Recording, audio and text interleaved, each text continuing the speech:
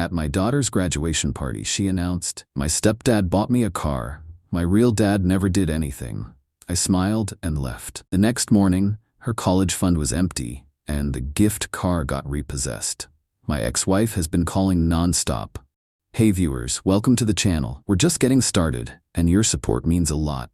If you enjoy these stories, please consider subscribing and help us reach our first 1,000 subscribers. Thanks for being here. Hey Reddit, this story is going to make you absolutely furious before it gets satisfying. Trust me on this one. My daughter Emma just graduated high school last weekend. 18 years old, valedictorian, got a full academic scholarship to State University. I was proud as hell driving to her graduation party at my ex-wife Sarah's house. What I didn't expect was to get completely destroyed in front of 50 people by the kid I'd been supporting her entire life. Sarah and I divorced when Emma was 7. We kept things civil for Emma's sake, agreed on shared custody, and I moved 20 minutes away. Every other weekend, Wednesday dinners, never missed a child support payment in 11 years. When Sarah married Derek 4 years ago, I figured it was good for Emma to have a stable home with 2 parents. Derek sells commercial insurance and acts like he's some Fortune 500 executive, always posting on social media about his investments and business ventures. Drives a leased BMW, rents a house in the expensive part of town. But here's the thing, Derek's actually pretty good at making money. He just spends it faster than he makes it. Lives paycheck to paycheck despite decent income because he has to maintain this image. I never just paid child support though. I'd been putting money into a 529 college savings plan in my name since Emma was born.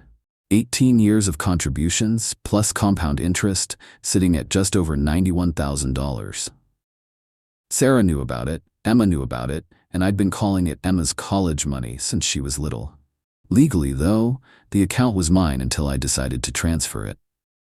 I also paid Emma's car insurance, phone bill, half her dance lessons, and school expenses. When she wanted that expensive photography class junior year, I paid for it. New laptop for school, I bought it. Senior trip to New York, I covered it. Emma needed something, I provided it. No questions asked. So I show up to the graduation party with a professional camera as a gift, since Emma's been talking about minoring in photography. The backyard was packed with classmates, teachers, neighbors, family members. I was talking to some other parents, having a beer. Everything seemed normal. About an hour in, Derek stands up and taps his beer bottle with a knife. Everyone goes quiet and gathers around the deck where he's standing with Emma. "I want to thank everyone for coming to celebrate Emma's incredible achievement," he starts, arm around Emma's shoulders. As her stepdad, I couldn't be more proud of the young woman she's become. He pulls out car keys and dangles them in the air.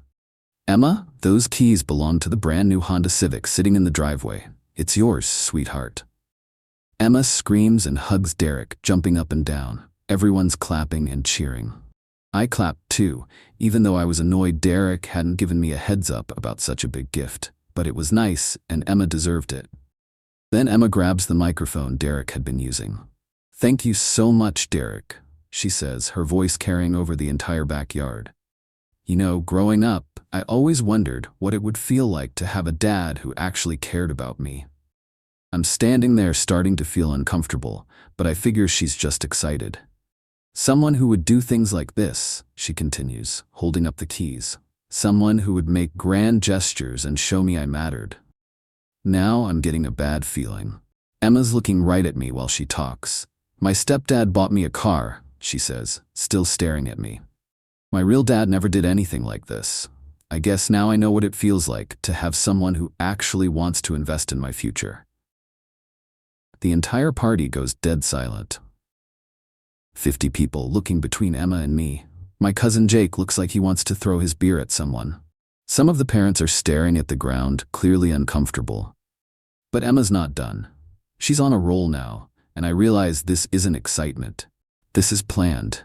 "I just want to thank Derek for stepping up and being the father figure I never had," she says, "for caring enough to make sure I have what I need. It means everything to me."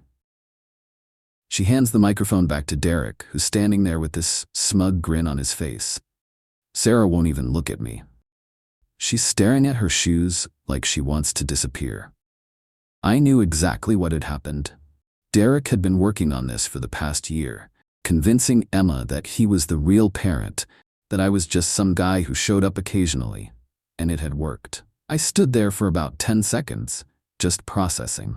50 people had just watched my daughter tell everyone that I'd never done anything for her, that I wasn't a real father, that her stepdad was better than me in every way. I could have made a scene, could have listed everything I'd done for Emma over the years, could have reminded everyone about the college fund, the insurance, the phone bills, the countless school projects and late-night drives to friends' houses.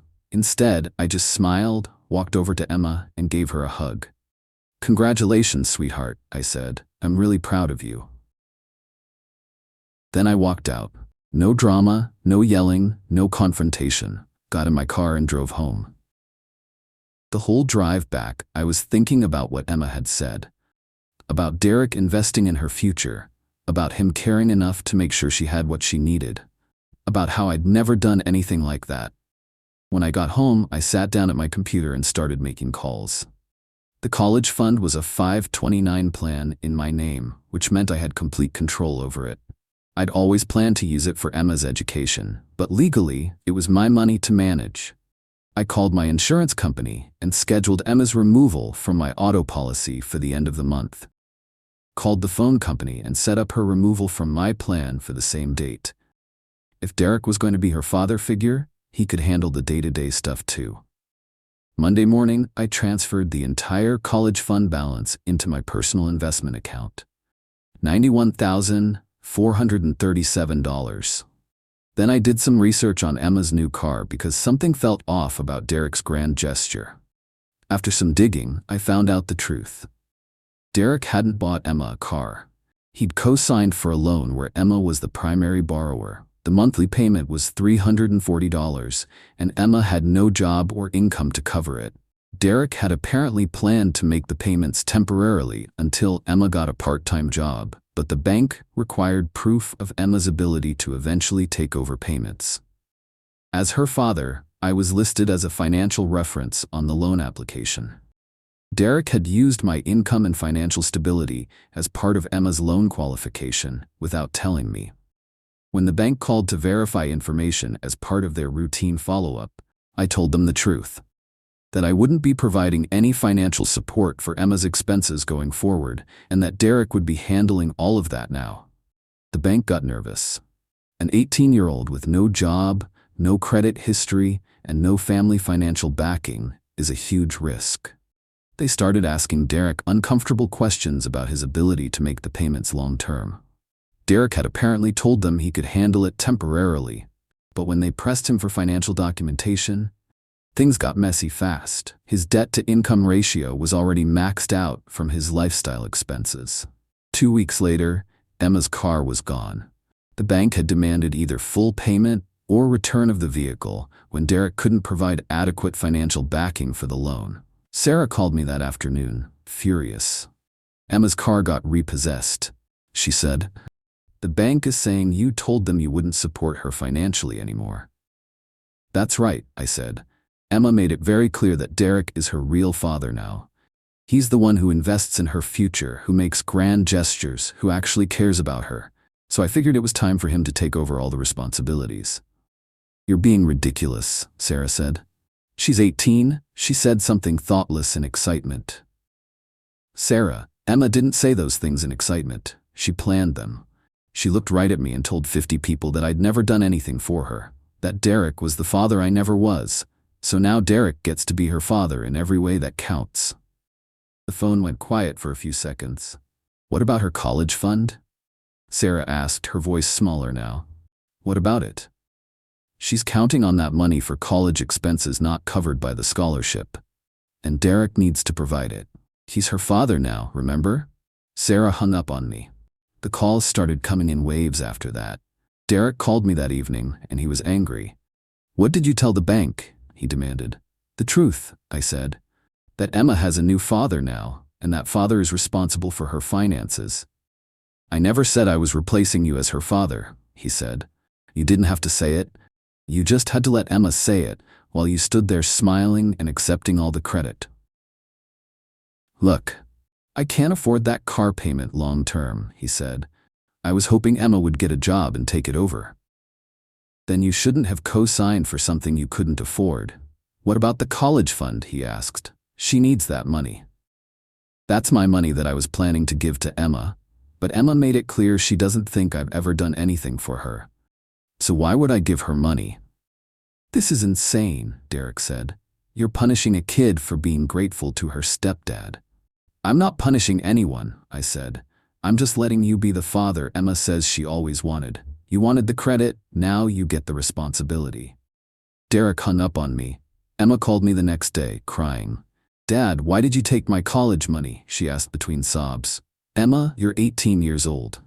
You stood up in front of everyone and told them that Derek was your real father, that he was the one who invested in your future, that I'd never done anything for you. But I didn't mean it like that, she said. How did you mean it, Emma? Because you looked right at me when you said those things. You weren't talking to Derek, you weren't talking to your mom, you were talking to me. You wanted to make sure I heard every word. I was just excited about the car, she said. The car that got repossessed because Derek couldn't actually afford it? Emma was quiet. Emma, do you understand what happened?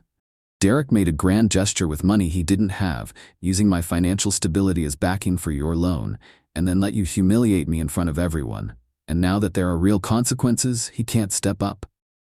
I'm sorry, she said. I didn't mean to hurt you. Emma, I've been hurt before. This isn't about my feelings. This is about you making a choice. You chose Derek as your father. Now you get to live with that choice. But what about college? She asked. What about it? Derek will figure it out. He's your father now. She hung up on me. Over the next week, things got interesting. Emma's friends started posting on social media about how unfair it all was, how I was a terrible father for abandoning my daughter. But my cousin Jake, who'd been at the party, posted the real story about how Emma had planned those words, how she'd looked right at me when she said them. Sarah called me Friday night. Emma's working double shifts at the restaurant where she got a summer job, she said. She's trying to save money for college expenses. Good for her, I said. Sounds like she's learning responsibility.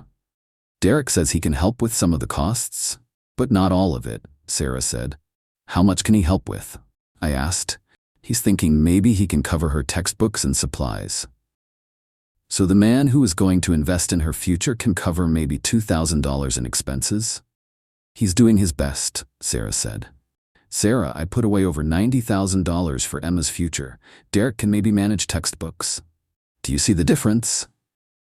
She made a mistake, Sarah said, and now she's learning that mistakes have consequences. Derek called me Saturday, and his tone was completely different. Less angry, more desperate. Look, he said, maybe we can work something out. Emma's really struggling with this college money situation. Derek, you told everyone at that party that you were the one investing in Emma's future. You bought her a car to prove it. So, invest in her future. I can't come up with $90,000, he said. Then maybe you shouldn't have convinced Emma that you were better than her real father. I never said I was better than you, he said. You didn't have to say it. You just had to let Emma say it while you stood there accepting the praise. Come on, man. Don't make Emma suffer for something that got out of hand.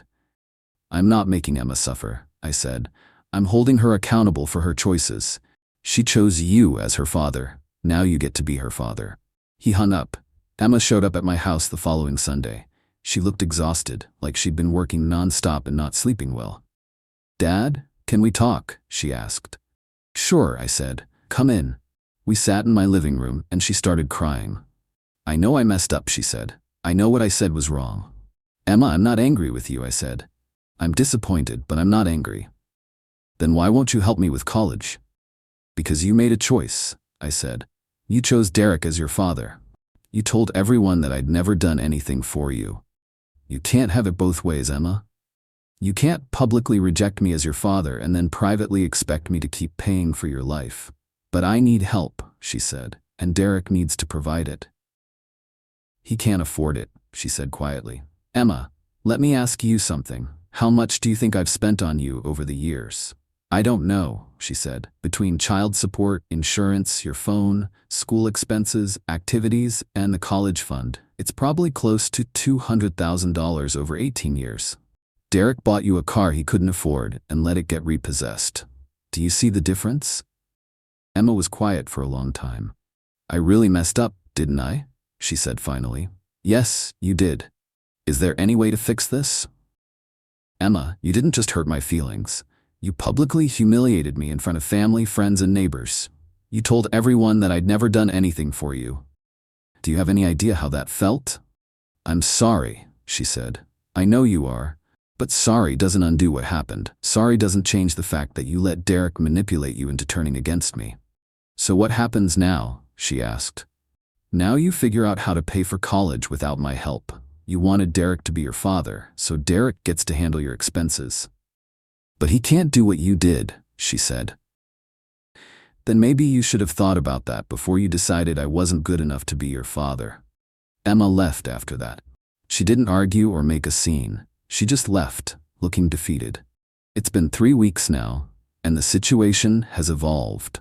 Emma's working full-time at the restaurant and has applied for additional student loans to cover her living expenses.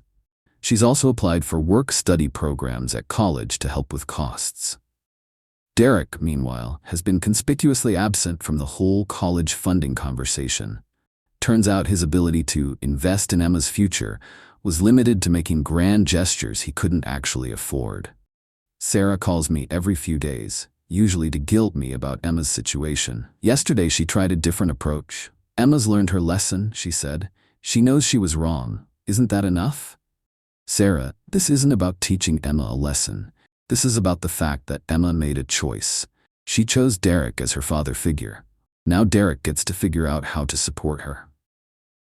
But Derek can't provide what you can, she said. Exactly, I said, and maybe Emma should have considered that before she publicly rejected me. The truth is, I do feel bad about Emma's situation, but I also recognize that she's 18 years old and made an adult decision to humiliate me publicly. Now she gets to live with the adult consequences of that decision. Emma wanted Derek to be her father, so Derek can figure out how to pay for her college. I'm done being the financial safety net for someone who thinks I never did anything for them. I've got $91,000 that I was planning to give to someone who appreciated me. Now I'm thinking about that fishing boat I always wanted. Or maybe I'll just invest it and retire a little earlier. Either way, Emma made her choice at that graduation party. Now she gets to live with it.